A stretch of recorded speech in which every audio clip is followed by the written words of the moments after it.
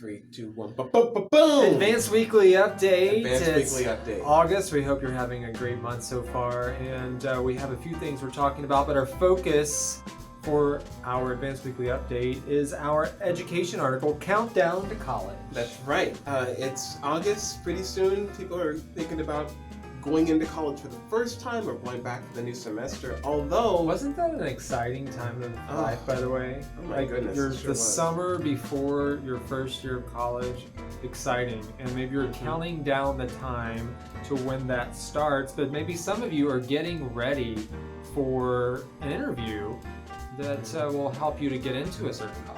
That's right, and that's actually what this whole article is, or part of this article is about how do you make a good impression when you're doing your college interview, talking with the counselors and with the admissions person in order to get in. How do you make a good impression on that person and make them think, oh yeah, this student will be good for this school?